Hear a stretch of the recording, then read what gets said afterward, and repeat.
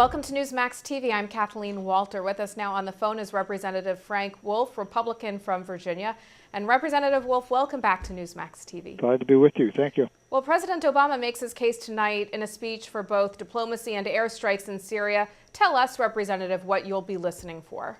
Well, I'll be listening to see what their policy actually is, because it's been so confused. First they said it was a shot across the bow, then they said it was a pinprick, then they said it was going to be more, then they said it was going to be moving, changing the momentum, and there are so many questions. Actually, they have not done a very good job of explaining what their policy is, but I'm going to be listening carefully. As of now, I think clearly I would vote no, because they have failed to make the case for a strike. That's my next question for you.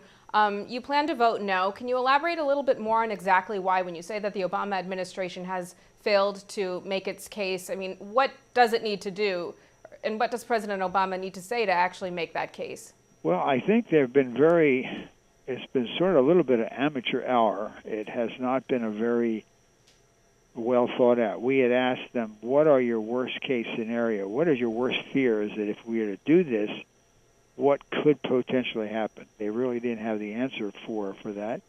There is the concerns about some of the jihadist Islamists that are roaming through the country. What does this mean with regard to them? We had some Christians from Syria contact us, let us know the difficulties that they're going through. One of the Christian villages outside of Damascus fell over the weekend. You have people from Afghanistan, from Yemen, from a number of countries that are in there now, and strange Al-Qaeda type groups.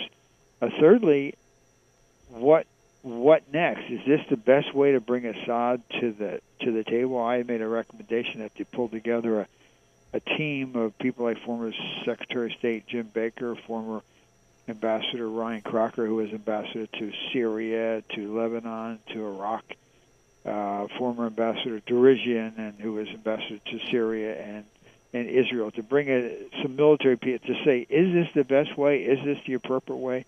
And so as of now, they haven't answered it. I'm looking forward to see, but based on everything that I know and having attended the briefing and read everything I can get my hands on, I think you're going to see, not only am I going to vote no, I think you're going to see the Congress, particularly the House, vote it down.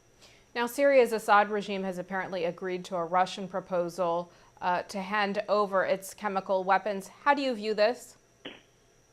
Well, it's kind of strange that the Russians are bailing the administration out, but if it works, fine. I think you have to pursue it. It may very well work. I think you have to be very cautious. You remember former President Reagan said, trust but verify, so you'd have to verify and see, but certainly now that that's out there, I think they ought to pursue it.